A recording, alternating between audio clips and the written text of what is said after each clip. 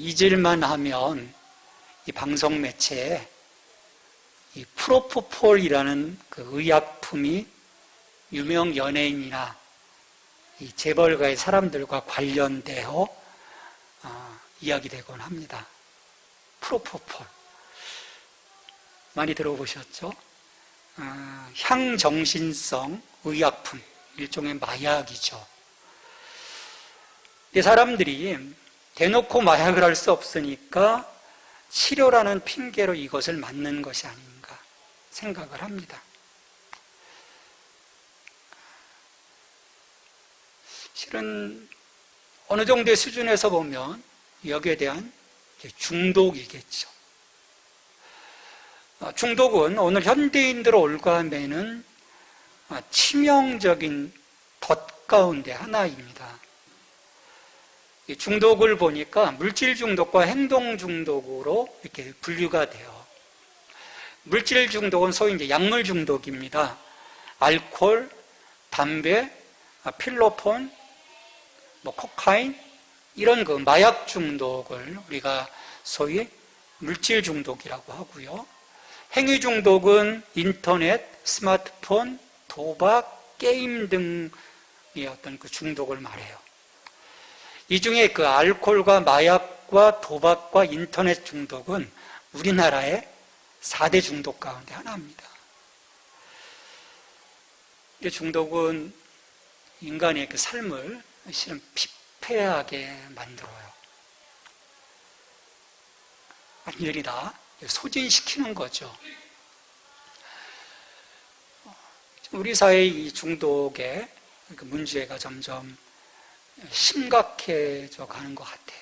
특히 코로나 상황 속에 사람들이 더 이런 그 문제들이 부각이 되고 있죠. 중독의 수준은 아니라고 해도 참 우리들의 삶에서 우리를 사로잡고 있는 것들이 참 많은 것 같아요. 우리의 그 삶을 무뎌지게 하고 억제하는 것들. 나는 그런 것에 빠져서 살고 있지는 않나. 사람들이 얘기합니다. 야, 나는 잘 컨트롤하고 있어. 난 절제하에 괜찮아. 근데 이런 분들 보면 실은 지배당하고 있는데 그 지배당하고 있는 현실을 실은 잘 보지 못하는 거죠. 이런 분들일수록 어떤 것 하나에 빠져 있는 경우들을 보게 돼요. 근데 이 중독의 문제는 우리가 구원받은 이후에도 우리 구원의 삶에, 구원의 생활 속에 사실은 발목을 잡는 아킬레스건. 좀 심각한 문제예요. 세상이 말하는 그 중독 수준이 아니라고 하더라도 예수 믿은 이후에 삶의 어떤 그 전환점에서 그 전환점을 돌아서지 못하도록 하는, 계속 끊임없이 옛사람의 그 삶으로 돌아가도록 만드는 그런 문제이기 때문입니다. 이건 오늘의 문제만이 아닌 거죠. 바울이 에베소 교회에 서신을 보낼 때도 실은 이 문제가 있었어요. 그리고 초대교회 안에도 이 문제가 자리 잡고 있었어요. 그러니까 그들의 삶을 올가매고 있는 많은 것들이 있었던 거죠. 그 중에 가장 일반적인 문제가 실은 술이었던 거예요. 어쩌면 그 당시 사람들이 유일하게 즐길 수 있는 것이 술밖에 없었으니까 그럴 수도 있을 것 같아요. 그러니까 탐닉할 수 있었던 게 이제 별로 없었던 거죠. 가장 이제 보편적인, 쉽게 접근할 수 있는 것들인 거죠. 오늘날이야 여러 가지 다양한 어떤 스펙트럼을 갖고 있지만, 그래서 이게 보면 우리가 신약 성경에 보면 술 취하지 말라, 그 다음에 어떤 그 직분자들을 세울 때 술에 인이 박인 자들, 그들을 취하지 말라. 그런 얘기들을 계속 얘기하고 있어요. 또 이 사회적인 어떤 생활적인 배경뿐만 아니라 이 종교적인 배경에 있어서도 마찬가지입니다. 당시 헬라 세계의 이 사람들은, 이방인들은 술을 그냥 어떤 쾌락, 즐거움, 근심을 잊어버리기 위해서 마시기도 했지만, 신과의 영적 교감을 나누기 위해서, 혹은 어떤 신비한 지식을 얻기 위해서 어떤 제의적인 측면에서 술을 먹곤 어떤 축제 속에서 그런 행위들을 했던 거죠. 그 대표적인 것이 술의 신, 누구입니까? 디오니소스. 우리 그리스 신화에서는 디오니소스라고 하지만 로마 신화에서는 소위 바쿠스라고 하죠. 바쿠스 제의 때 사람들은 이런 목적을 가지고 모여서 술을 먹고 춤을 추고, 그래서 끝에 가면 어떤 광란에 빠져서, 어떤 음란에 빠져서 이제 제의들이 진행이 되는 거죠. 그런 황홀경에 빠져서 막 이렇게 움직이니까 어떻게 되겠습니까? 삶이 이제 그런 것에 포커스를 맞추게 되면 무너질 수밖에 없는 거거든요. 이런 종교적인 영향이 에베소라고 하는 도시 속에 자리 잡고 있었던 거죠. 바울의 입장에서 이런 사회적이고 문화적인 종교적인 배경에 살던 이 에베소 교인들을 바라보면서, 이들의 과거 이들의 삶의 이 모습을 탈피하지 않고서는 온전한 그리스도인이 될 수 없음을 본 거예요. 이 문제가, 생활적인 종교적인 이 문제가 해결되지 않고서는 삶이 변화될 수 없다라고 본 거죠. 그러면 이 문제를 어떻게 해결할 것인가? 이것을 대체할 수 있는, 그래서 이전과는 다른 새로운 강력한 무언가, 능력, 힘이 필요하다라고 여긴 것입니다.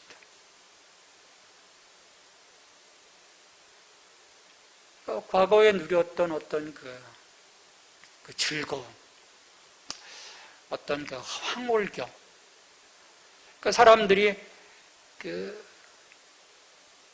어떤 중독되어진 것을 끊으면 금단 현상이 나오잖아요. 그러면서 그걸 이겨내지 못하고 다시금 돌아가거든요. 근데 그 이전에 그들이 누렸던 육체적이고 정신적인 것들을 넘어설 수 있는 다른 것이 바로 성령님의 내주하심과 성령님의 충만하심이라고 사도 바울은 본 것입니다.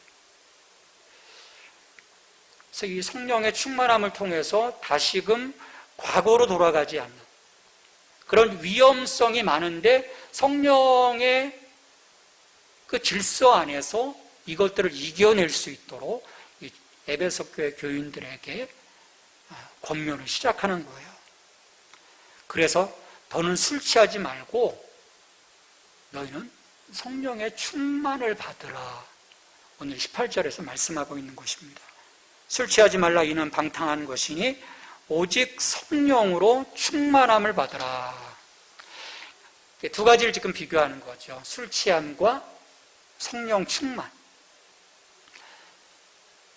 둘의 상태는 얼핏 보기에는 유사한 거예요. 술 취한 사람들은 알코올의 충만에 취해 있는 것이죠. 그 알코올의 힘의 지배를 받습니다. 성령 충만한 사람은 성령의 지혜, 성령의 능력의 지배를 받는 거예요. 그래서 취했다는 점에서 오순절 마가의 다락방에서 성령 강림이 임했을 때 그 120명이 막 방언으로 기도하는 것들을 보면서 소수의 사람들은 또 조롱하죠. 저들이 새술에 취했다. 왜냐하면 보편적으로 그들이 디오니소스, 바쿠스 제의를 통해서 봤던 현상인 거예요. 얼핏 볼 때는 쟤네들 지금 술 취해가지고 뭔가 어떤 신령한 지식을 얻었나 보네. 막 따다다다 하고 있네. 새술에 취했구나. 그렇게 봤던 거죠. 근데 같은 것 같지만 완전히 다릅니다. 왜냐하면 결과와 열매가 다르기 때문이에요. 사도 바울이 그 부분을 지금 이끌어가는 것입니다. 술 취함은 방탕함과 연결된다라고 얘기를 해요.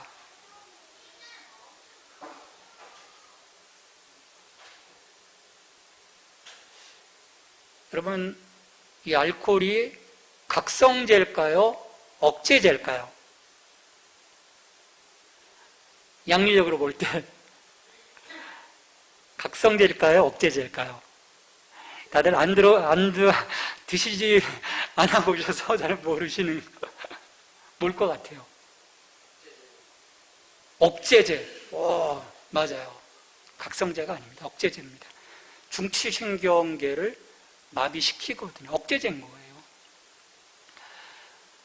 그래서 보면 그 정상적인 그가 갖고 있었던 어떤 그 생각들을 무디게 만드는 거죠.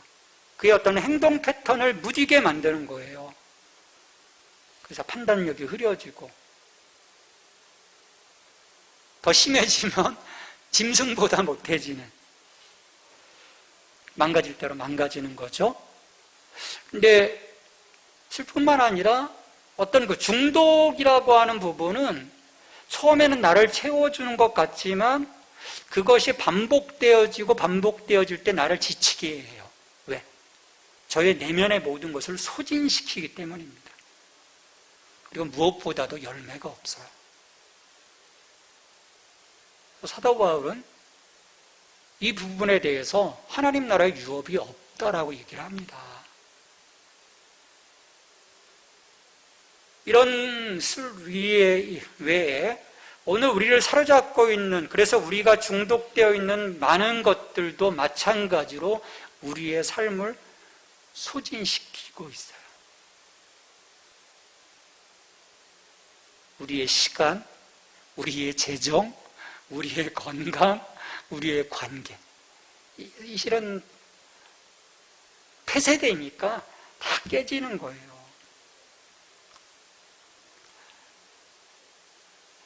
그래서 그 끝은 실은 죽는 겁니다. 망하는 거죠. 성령 충만의 결과는 다르다라고 얘기를 합니다. 우리를 지치게 하는 게 아니에요. 성령의 충만함은요, 억제제가 아니에요. 각성제인 거예요. 우리를 깨어나게 하는 것입니다. 우리를 막 바닥으로 가라앉던 우리를 다시금 일어서서 하늘을 향해 기뻐할 수 있도록 만드는 게 성령 충만함인 거예요. 새 힘을 주시는 거죠. 이기도록 만드는 거죠. 왜 그렇습니까? 우리 내면으로부터 어떤 힘을 끌어내는 것이 아니고 하늘로부터 새로운 힘. 그래서 예수님이 뭐라고 하셨습니까? 하늘로부터 너희가 권세가 임하기 전에는 나가지 말라는 거예요. 권세가 임했을 때 우리 안에서 누렸던 다른 그 파워를 가졌을 때 세상으로 나가라고 말씀해 주셨거든요.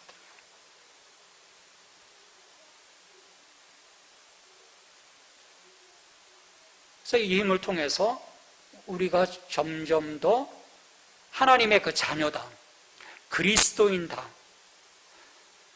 그리스도의 장성한 그 믿음의 분량에 이룰 수 있도록 우리를 성숙하게 이끌어가 주시는 힘이 되주시는 거죠. 그리고 이러한 과정을 통해서 열매가 있게 되는 것입니다. 성령의 열매인 거죠. 자, 이렇게 18절에서 성령의 충만을 받으라 권면하면서, 자, 그러면 19절, 21절에서 보면 이런 그 성령 충만을 통해서 비롯되는 영적으로 유익한 4가지 결과에 대해서 말씀을 하고 있어요. 자, 이 말씀을 우리가 같이 좀 집중하기를 원합니다. 자, 19절에 보면 시와 찬송과 신령한 노래들로 서로 화답하며 라고 얘기해요. 상반절에. 그 다음에 하반절에서는 너희의 마음으로 주께 노래하며 찬송하며, 지금 서로 화답하며 찬송하며 노래하며 찬송하며, 이게 어떤 그 분사로 지금 자리 잡고 있는 거죠. 자, 이 19절은요, 우리의 이 공적인 예배 안에서의 그림이라고 보시면 돼요. 서로 화답하며. 요즘은 이게 우리 예배 속에서 좀 그 형태로 자리 잡고 있지 않는데, 이 당시에는 어떤 구약에서도 마찬가지로 우리 시편을 보면 여호와를 찬양하라, 그의 인자하심은 영원합니다. 이게 어떤 그 예배 속에서 한 사람이 외치고 또 다른 사람이 화답하는 이제 그런 그림을 그리시면 돼요. 우리 예배 속에서 일어나는 우리의 그 영적인 고백과 나눔이라고 보시면 돼요. 우리의 신앙의 고백인 거죠. 우리가 같이 만나서 하나님을 찬양하고 하나님을 예배할 때, 예를 들어서 우리 동원 형제가 여기서 우리 하나님은 사랑이십니다. 근데 우리들이 성령 충만하면 맞습니다. 할렐루야, 아멘. 우리 하나님은 사랑이십니다. 그래서 그 예배가 함께 하나님 앞에 드려지는 그 마음이 모아지는 그 상황을 지금 얘기하는 거예요. 그리고 그와 함께 신령과 진정으로 아버지와 하나님을 향한 우리의 서로의 마주침과 함께 그 마음이 모아져서 하나님께 신령과 진정으로 그분의 이름에 합당하신 영광의 찬송을 올려드리는 그 장면을 사도 바울이 얘기하고 있는 것입니다. 왜 예배가 힘들까? 예배 드리고 왔는데 별로 뭐 예배 드린 것 같지도 않고, 찬양 인도자의 문제도 설교자의 문제도 아닌 거예요. 이건 문제가 아닌 거예요. 그냥 우리가 성령 충만하면 이것은 그냥 자연스럽게 이루어지는 은혜의 시간이 되는 거죠. 사도 바울이 지금 이것을 이야기하고 있는 거예요. 그래서 그런 점에서 여러분, 우리의 예배는요 공동체적인 예배여야 합니다. 나 혼자만 드리는 그런 예배가 아닌 거예요. 서로를 바라보면서 하나님을 향한 우리의 그 몸짓과 하나님을 향한 우리의 목소리와 하나님을 향한 우리의 그 마음, 그것을 서로 바라보면서, 맞아, 우리가 그 하나님의 은혜 안에 있어. 저분의 그 고백 속에서 내가 또 그것들이 느껴지고, 맞아, 나도 이런 고백 속에서 주님을 찬양해야 되겠어 라는 그런 그 마음의 모아짐과 함께 이 공동체가 하나님을 향해 나아가는 것입니다. 그럴 때 그 예배를 통해서 우리는 하나님의 역사, 하나님의 은혜를 공유하는 거예요. 그리고 그런 그 자리에 있을 때 오늘 내가 하나님의 이 예배 속에서 은혜를 받았습니다라고 고백되는 거죠. 이것 없이는 예배에 대한 은혜의 고백이 실은 이루어질 수가 없는 거예요. 근데 이 출발점은 성령 충만함으로부터 이루어지는 거죠. 그리고 세 번째로 20절에 보면 범사에 우리 주 예수 그리스도의 이름으로 항상 아버지 하나님께 감사하며라고 말씀합니다. 항상 하나님께 감사하며. 그러니까 성령 충만하면 감사하게 된다는 거예요. 불평은요 결코 성령과 조화를 이룰 수 없어요. 성령 충만한 사람의 모습이 아닌 거죠. 여러분, 우리 출애굽기를 통해서, 민수기를 통해서 광야 이스라엘 백성들을 봐요. 10가지 재앙을 통해서 하나님의 놀라우신 능력을 봤거든요. 홍해를 건너면서 그 애굽의 군대를 수장시키시는 하나님을 봤거든요. 쓴물을 단물로 만드시고 만나와 메추라기로 먹이시고 반석을 깨뜨려서 생수를 주시고 원수를 물리치시고 이런 모든 과정들을 봤는데 이스라엘 백성들은 끊임없이 불평, 불만, 그러다 광야에서 다 죽거든요. 이게 성령 충만하지 못한 사람들의 모습이고요, 공동체의 비극입니다.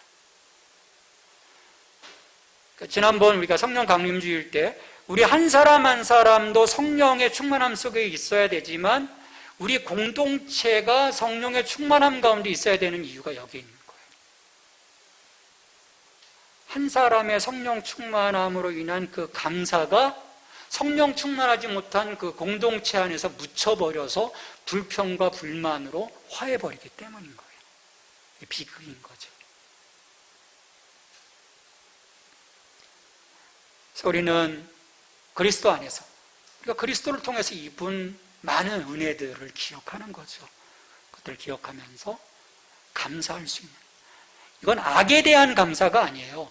하나님이 이루어진 은혜에 대한 감사인 것입니다. 21절에서 또 그리스도를 경외함으로 피차 복종하라 말씀을 합니다. 성령은요, 우리를 겸손케 하시는 영이십니다.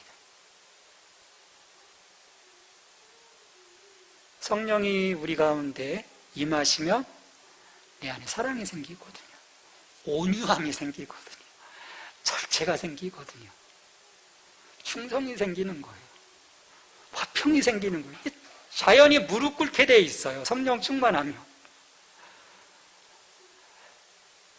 그러니까 우리가 과거 옛사람의 모습 속에 내재되어 있는 어떤 그 공격적이고 자기 주장이 강한 그 모습, 그런 것들이 성령 충만하면 그 성령의 열매 아래서 하나씩 하나씩 사그라드는 거죠.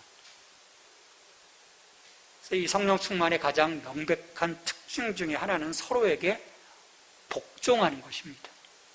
이 복종이라는 어감이 사실은 좀 이렇게 좋은 건 아니에요.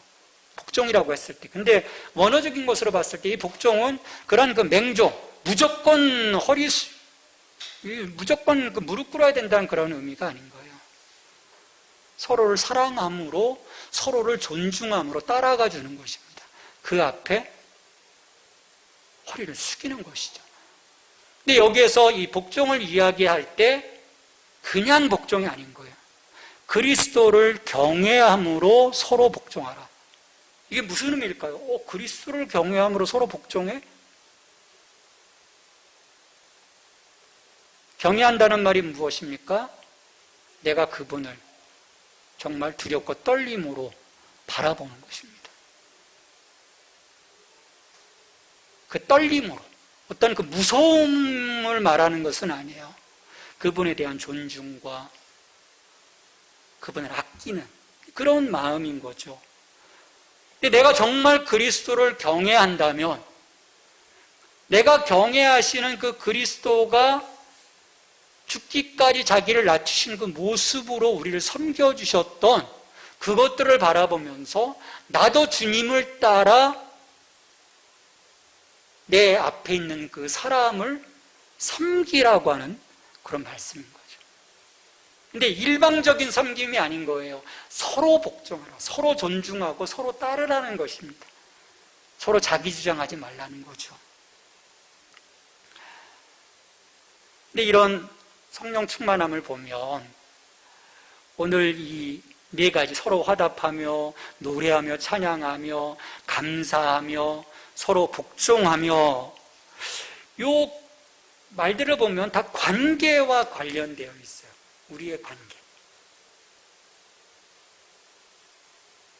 그러니까 우리가 성령 충만함을 받으면요, 하나님과 그리고 서로와의 조화로운 관계를 회복할 수 있다는 거예요.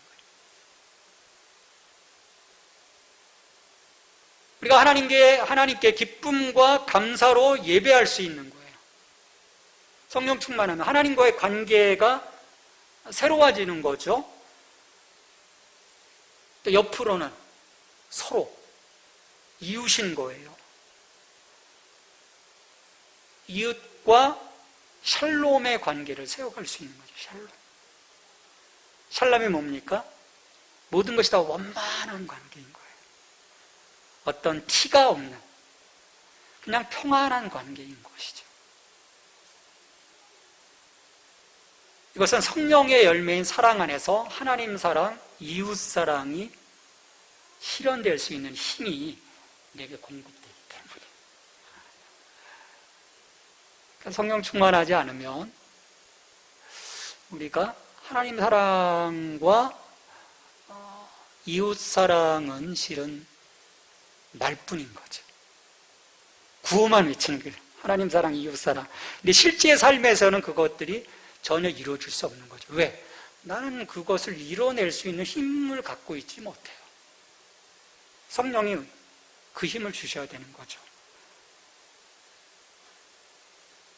그래서 우리가 다른 것에 취해 있으면, 그래서 성령 충만하지 못하고 다른 것에 취해 있으면, 다른 것에 사로잡혀 있으면, 그래서 하나님과 이웃에게 다가갈 수 없어요. 아까 서두에서 중독을 말씀드렸던 이유가 거기에 있습니다. 중독은요, 자기 세계 속에 자기만의 것으로 빠져드는 것입니다. 하나님과 이웃에게 결코 다가갈 수 없어요. 자기 중심적인 거거든요. 자기밖에 모르는 거죠. 이기적인 거예요. 그러니까 하나님도 이웃도 보이지 않죠. 볼 수가 없는 거죠. 이런 시대 상황 속에서 그리스도의 몸된 교회의 지체로서 세상의 빛과 소금으로 우리가 살아가야 하는 우리로서는 성령 충만만이 이 문제를 넘어설 수 있게 합니다. 그래서 사도 바울은요, 이어서 남편과 아내와의 관계, 자녀와 부모와의 관계, 그리고 사회에서 그 상사와 부하 간의 그 관계가 성령 충만함으로 새로운 관계 속에서 나아갈 수 있지, 그렇지 못하면 늘 갈등 구조 속에서 피곤해질 수밖에 없음을 이야기하는 것입니다. 이 갈등 구조를 깨트릴 수가 없는 거예요. 우리의 이 자아가 나의 그 세계 속에 빠져있는 나의 모습만으로서는 이 갈등 구조를 샬롬의 구조로 바꿀 수가 없는 거죠. 그래서 성령 충만함을 받으라는 거예요. 근데 이게 선택일까요? 아니에요. 필수적인 것입니다. 의무인 거예요. 하나님의 자녀로서 우리가 옛사람의 삶에서 사로잡혔던 것들에 취해 살아갈 수가 없는 거죠. 근데 내가 성령 충만하지 못하면 자꾸 그 길로 가는 거죠. 그게 끄니까 나를. 야, 너 그때가 좋지 않았니? 뭐 그렇게 살아요? 피곤하게 살아. 너 말씀 먹는 게 그렇게 좋냐? 야, 말씀보다 이게 더 좋은데. 끊임없이 끌어당기거든요. 유혹하거든요.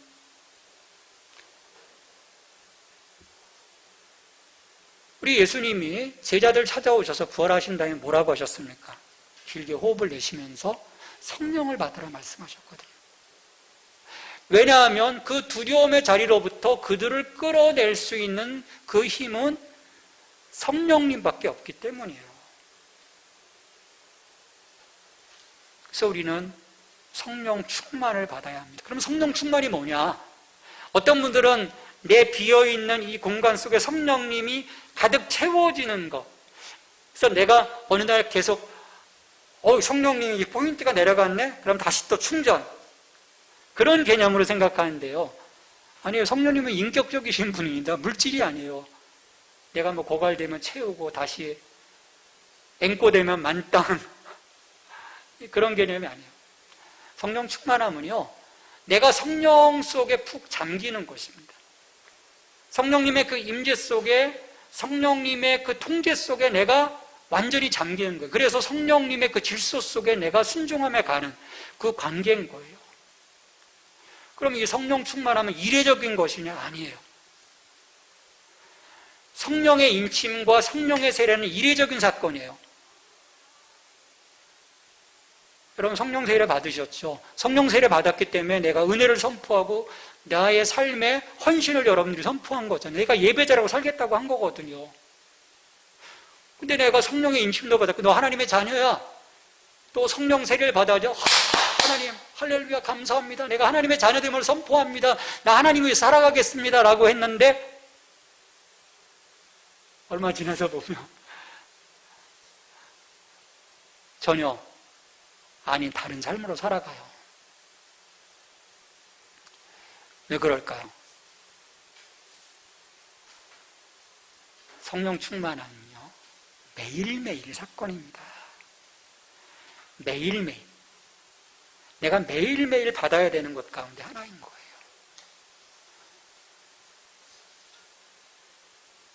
매 순간 내가 성령의 충만함을 위해서 하나님 앞에 기도해야 하는 것입니다. 그래야 내가 성령의 충만함 속에서 살아가는 거죠. 아마 교회학교 청년 시절 수련회를 다녀오신 분들은 그런 경험들 하셨을 거예요. 2박 3일의 그 수련회 속에서 성령이 충만합니다. 근데 좀 있다 보면 한 달, 두 달 지나다 보면 어떻게 돼요? 다시 예전으로 돌아가거든요. 매일매일 간구했어야 되는데 성령 충만함을 위해서 그 이벤트의 자리에서만 간구했으니까 다시 또 그 마음들이 무너지는 거죠. 여러분, 마귀는요 무섭습니다. 자기 거라고 생각해요. 아직도. 여기 계신 분들 한 사람 한 사람을 보면서 마귀는요, 넌 내 거야. 못나죠. 넌 내 아가야. 우리는 그것도 계속 끊어내는 거죠. 성령 안에서.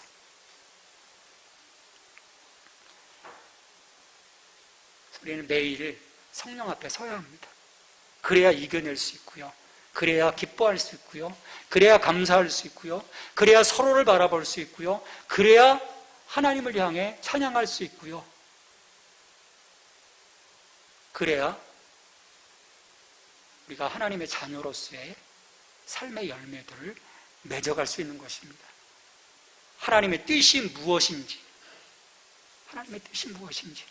더 이상 미련한 자가 아닌 지혜로운 자로 우리가 살아가는 것입니다. 오순절 마가다락방에서 성령 충만해서 세상으로 나아가 그 불의한 세상의 치명타를 날렸던 것처럼 오늘도 우리가 이 시대를 살아가면서 구원의 역사와 변화를 이루기 위해서는 우리 한 사람 한 사람이 성령 충만해야 합니다. 다른 것에 치여 있지 말아야 돼요. 성령이 충만하면요, 나를 통해 가정이 삽니다. 내 이웃이 살아납니다. 그리고 이 물결이 커져 우리나라가 살고 나아가 세상이 사는 거예요. 거창합니까? 아니에요. 이게 실질적인 성령님의 역사예요. 오늘 성령 안에서 이 생명 살림의 역사가 여러분 한 사람 한 사람을 통해서 시작되어지고 일어나 확산되기를 주님의 이름으로 축원합니다. 같이 기도하십시다. 하나님, 오늘 그 말씀을 생각하면서 성령 충만한 삶을 살게 도와주시옵소서. 같이 기도하십시다. 하나님 아버지, 시간 간절히 기도합니다. 우리의 삶에 취해 있는 다른 것들을 내려놓게 하시고 오직 주님 의지하여 주님만을 바라볼 수 있는 저의 삶의 자리가 될 수 있도록 하나님 역사하여 주시옵소서. 하나님을 의지합니다. 하나님을 바라봅니다. 하나님, 성령 충만하며 이 자리에 서서 주님, 우리의 삶이 살아나게 하시고 나로부터 시작해 우리의 그 모든 관계들이 회복될 수 있도록 하나님과의 관계, 이웃과의 이 관계가 회복되어질 수 있도록 주님 역사해 주시옵소서.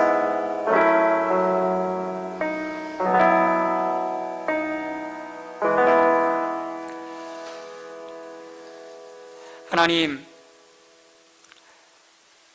성령 충만한 저희들 되게 하여 주시옵소서. 세상이 다른 것들에 취해 살아가는 것이 아니라, 다른 힘에 사로잡혀 있는 것이 아니라 성령 충만하여 성령님의 그 질서 안에 순종하며 살아나가는 저희들이 될 수 있도록, 그래서 하나님과의 그 관계, 또 이웃과의 관계, 이 모든 것들이 샬롬으로 다시금 회복되어질 수 있도록 주님 역사에 주시옵소서. 예수님의 이름으로 기도합니다.